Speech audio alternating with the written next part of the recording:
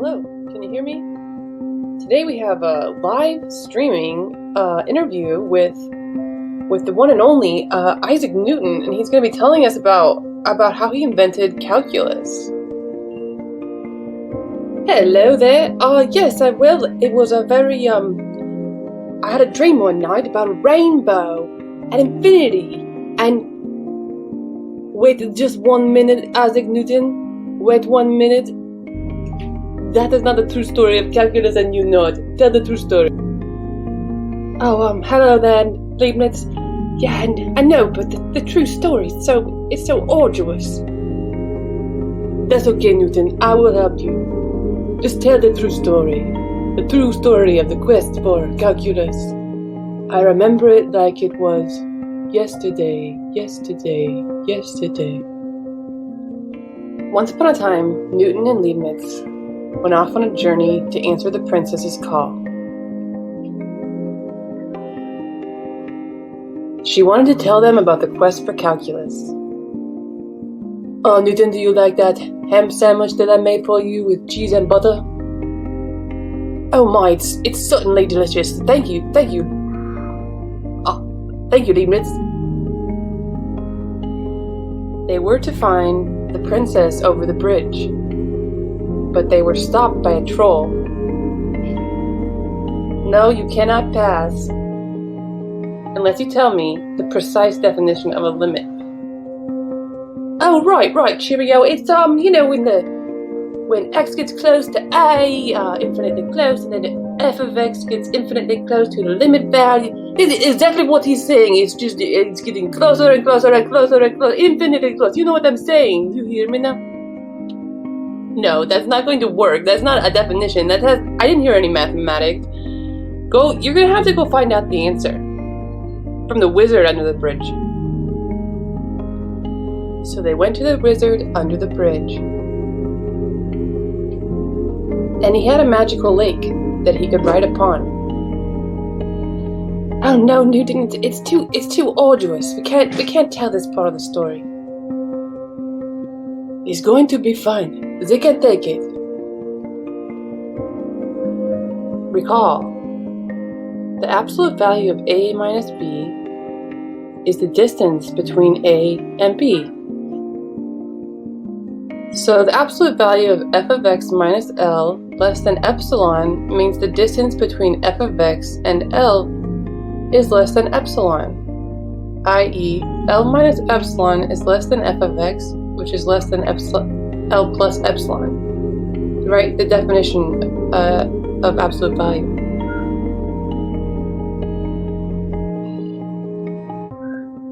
This is the precise definition of a limit. Let f of x be defined for all x not equal to a over an open interval containing a. Let L be a real number. Then the limit as x goes to a of f of x equals L. If for every epsilon greater than 0, there exists a delta greater than 0, such that if absolute value of x minus a is between 0 and delta, then the absolute value of f of x minus L is less than epsilon. And f could also be defined at a, it just doesn't have to be. Do you see? This is the definition with some more symbols. The limit as x goes to a of f of x equals L. For all epsilon greater than 0, there exists a delta greater than 0, such that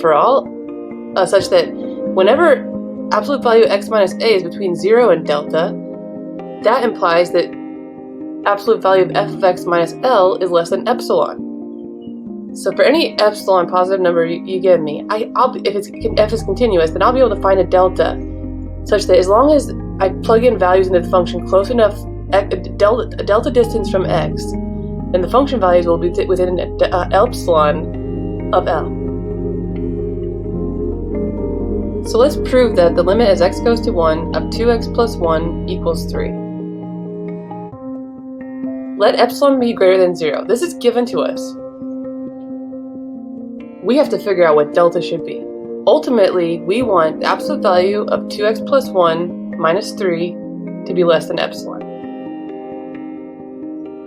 This is equivalent to you simplify it, absolute value of 2x minus 2 less than epsilon, which is equivalent to 2 times x minus 1 in absolute value. Pull out the absolute value 2 times absolute value x minus 1 minus epsilon, which is equivalent to, divide by 2, absolute value x minus 1 less than epsilon over 2. So let's choose delta is epsilon over 2. We're kind of working backwards. Let's see if it works. Suppose 0 less than absolute value, x minus 1 less than delta. Then let's see if absolute value 2x plus 1 minus 3, absolute value. We want this to be less than epsilon. Let's see. Okay, let's just take it step by step. This equals absolute value 2x minus 2, which equals absolute value 2 times absolute value x minus 1. Let's see, since absolute value x minus 1 is less than delta, we have 2 times absolute value x minus 1 less than 2 times delta, which equals, by our choice of delta, epsilon over 2, which equals epsilon. And so, absolute value 2x plus 1 minus 3, absolute value of that is less than epsilon. So it worked out like magic in the end, but we actually saw it coming because we solved for it beforehand to figure out the perfect delta. Okay, do you understand now? What is the precise definition of a limit? Limit as x goes to a if f of x equals L. If for all epsilon greater than 0, there exists a delta greater than 0 such that whenever 0 is less than absolute value x minus a is less than delta, then absolute value f of x minus L is less than epsilon. Good job. You can pass the bridge now. Whoa, it's kind of like we're floating. Oh, hey guys. Hey guys. Oh my goodness, we are here to put this in mode. By golly, we're here.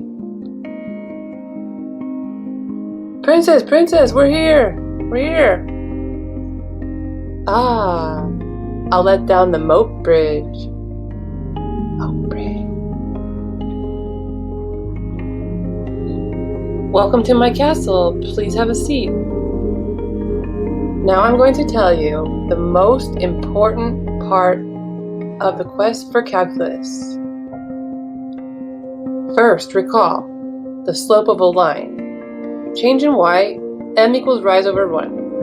y2 minus y1 over x2 minus x1. The change in y over the change in x, or the vertical distance over the horizontal distance. Oh yes, absolutely. That is exactly how I understood it well. Yes, that's wonderful.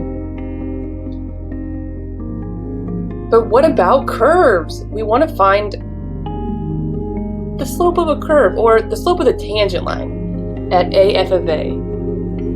Yes, this is what we're dreaming about. That's when I had a dream look just like that.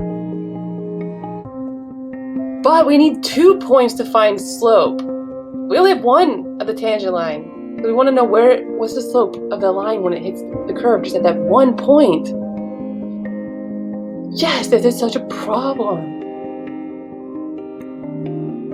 Okay, well let's find a line. Let's find a line that does intersect the curve at 2 points. That's called a secant line. Look at the secant line for x near a. Look at a secant. Here, this one will do. Look at that purple line. Now we have 2 points. A f of a, that's 1 point, and x f of x, that's another point. So we can find the slope of the secant line. F of x minus f of a over x minus a.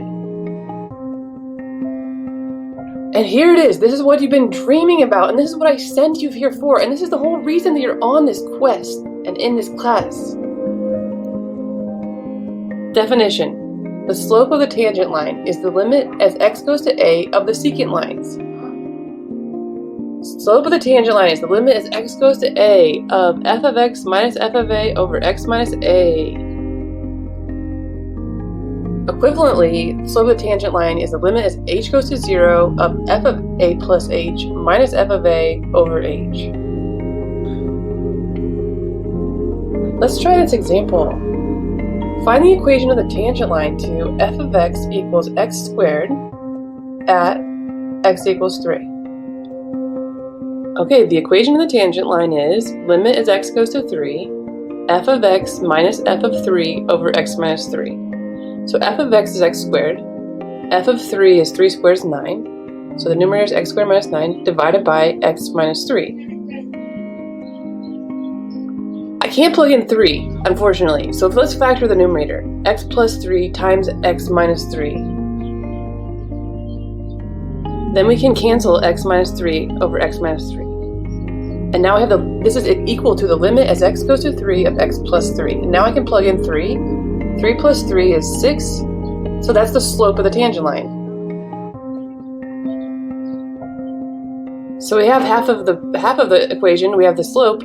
So now we'll find the equation of the line. The slope is 6, the point is 3, 9. So all we need is a slope and a point to find an equation of the line. I'm just going to use the point slope formula.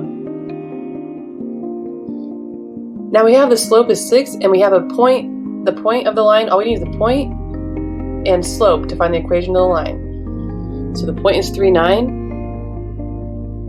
And so I'm going to use the point slope formula. Y minus 9 equals slope 6 times x minus 3. Distribute the 6 and add 9 to both sides. And we get y equals 6x minus 18 plus 9. And finally we get y equals 6x minus 9. We did the impossible, found the equation of the tangent line. Have a safe journey home.